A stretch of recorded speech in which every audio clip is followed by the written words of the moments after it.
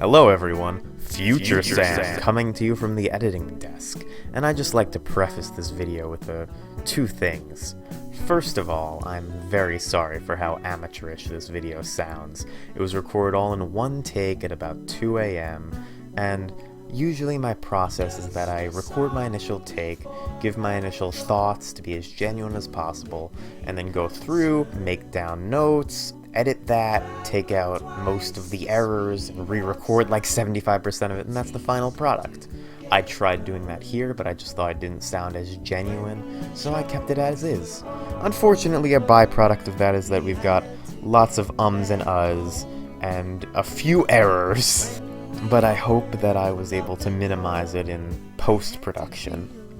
And secondly, there's about 3 minutes of just black screen in this video. This video was very hard to find footage and images for, but there's a part where, not to tip my hand, but I'm getting a bit choked up talking about the bullying I've experienced in life and how it's affected me as a person, and I couldn't bring myself to put some stupid memey stock footage over that, and also couldn't find any serious footage I wanted to use, so I apologize for that in advance.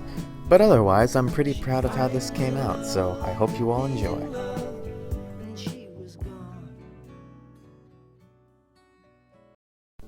Hey guys, Sam here, and How do you do? how are you doing?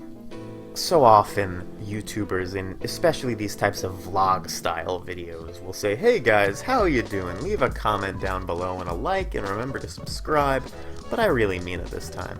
How are you doing? How do you do? Because we got some crazy shit going on.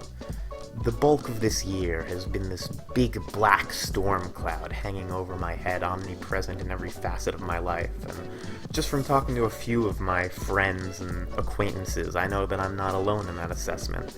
It's been tough, and it really has been wholly unprecedented. You know, so many people are quick to compare this to any other catastrophe that's ever happened in life, but I think the real difference here is that this is something that's happening in slow motion. It's a crisis in slow-mo.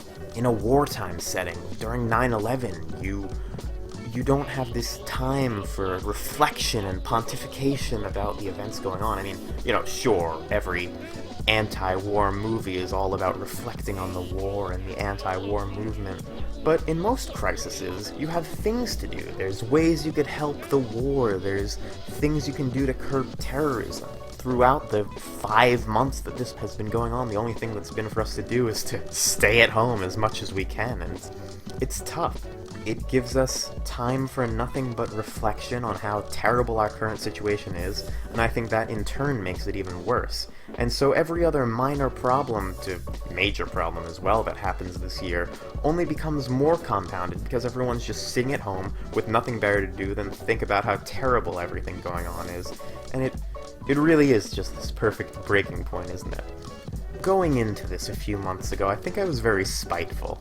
I sort of felt like I was being shortchanged, because in the latter half of the 2010s wasn't really having such a great time in life, and, you know, finally, this year 2020, everything was looking up, and culturally and artistically, and I finally had actual friends, and was going off to college, and I can specifically remember a night where, after my friend Chris and I had finished watching an episode of Samurai Champloo and eating bad on-campus Chinese food, I remarked to him about how lovely of a decade I thought the 2020s were going to be, and you know, a month later we're sent home and the world is put on hold, and I felt a little shortchanged, and I've got every elder family member and family friend telling me that I'm living through such interesting times, and I'm sick of hearing about it. Like, they all want to talk about how historical these times I'm living through are, but I have never once looked at a picture of Ben Franklin and said, man, I wish I was that guy. So, it's tough, and there's not much more I can say as a resolution to that. However, recently I think my mindset about all this has had a bit of a shift. I was just reading the recently released 7th volume in a light novel series called A Sister's All You Need. It's the continuation of this anime sitcom from winter 2017, I'd like to say, and it's about a group of authors who are all friends, and And, you know, it's about that gushy, stupid stuff like a group of outcasts finding family amongst each other, and the flow and ebb of time, all that fruity stuff like that. And this most recent issue was very heavy towards the middle. It introduced a character whose name I can't remember because it's like a 4 or 5 syllable Japanese name, and I'm not even good at remembering most English names I hear, so I couldn't tell you what the hell her name was. But the midsection of this book was predominantly about the death of this author, and she's built up throughout the series leading up to this. We never meet her, but she was built up as this prodigal figure. The book even describes her as a supernova, and she was just this force of positivity and inspiration to everyone around her. And it's about the death of her, this very slow-moving, depressing death by pancreatic cancer, if I remember correctly. And her death is presented as this very depressing thing. 2 of her best friends are minor characters in the series, and they're both affected very heavily. They loved her with all their heart. And even Itsuki, the main character, she was his sort of mentor. And so her death is this very heavy, weighty thing. But it's also, on the flip side, presented as something that can almost be appreciated in hindsight. Because while her death was no wonderful thing, it led to so much growth and change in people's lives. It led to Itsuki becoming the world best-selling author that he is at present time in this book series. It led to Ashley, one of the author's best friends, becoming this leading tax accountant, and it was what motivated her other friend, whose name is also eluding me, to become a main editor at this publishing house. And I think that's a really good way to look at any tragic situation that happens to you.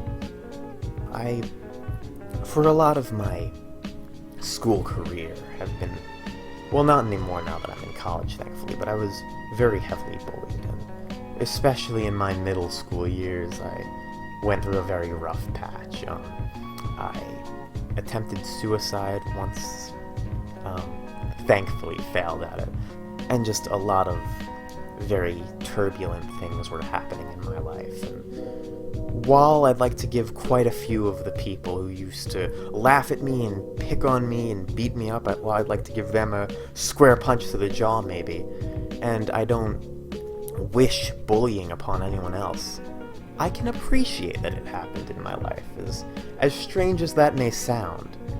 I don't think that I'd be the happy, sunny person you see before you today if I hadn't come so close to hanging myself 7 years ago, you know? I really think it shaped who I am, and shaped who I am for the better. It was a few years of a lot of self-reflection and self-done growth, partly because I had nothing else to do. You know, my only friends for a long time were Pink Floyd and philosophical podcasts.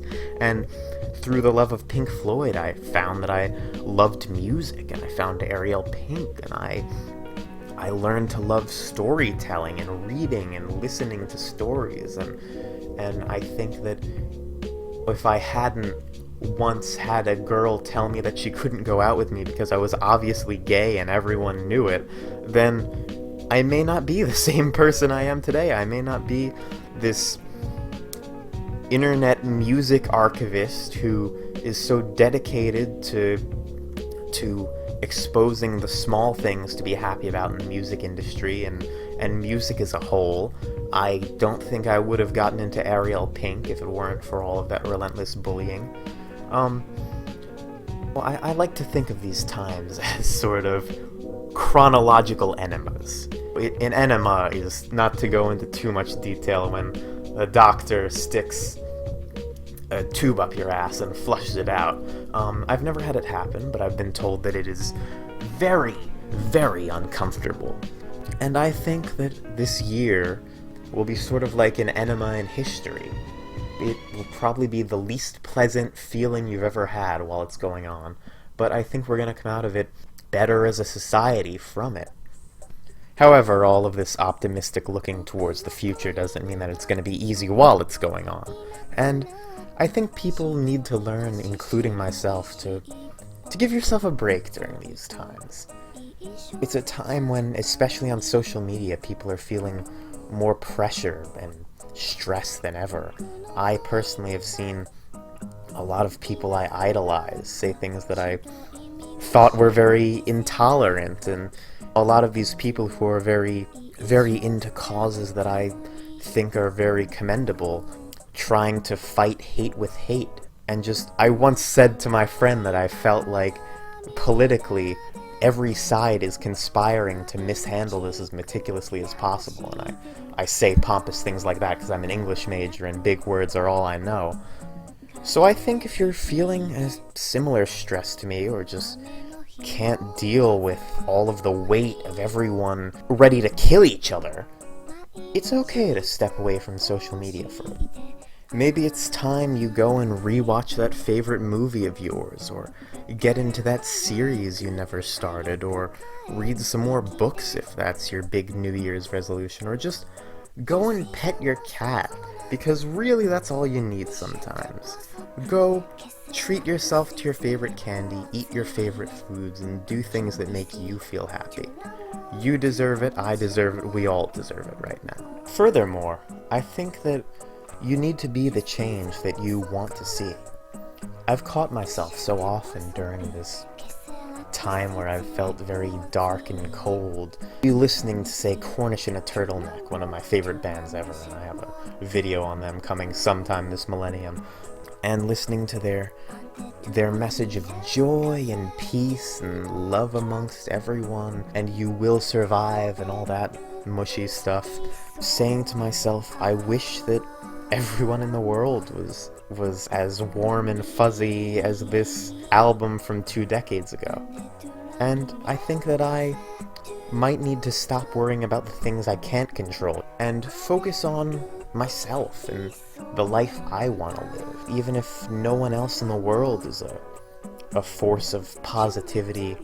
Maybe I should be that force of positivity there. I really think that we as humans with these godlike minds have this very special capability to shape the world as we see fit, and so many people underutilize that. So many people just resolve to the thought of, oh, I'll just never understand this person. I think that's why so many families don't get along. I've been blessed with a family that gets along very well, but I look to my friends and I see that they're always warring with their families. And a common sentiment among both sides is, I just don't understand them. And I think that if they took a minute to listen to each other, they'd realize that they wanted basically the same things, but they're so bent on the idea of not understanding each other. And because of this, they don't work to change anything. And I think we need to stop convincing ourselves that we could just never understand each other, and realize that we're all people. We're all people, and most of us, I think, want similar things in the long run. And I think that we should just work together. But it's gotta start somewhere. And if you're sitting here and feeling like you wish everyone would stop shouting at each other over Twitter, then maybe you should be the first one to speak out against that stuff. Every movement starts with one person. Oh man, I've been rambling for so long now. Alright, I think that's all I had to say. I hope you guys are all doing well, and please stay well.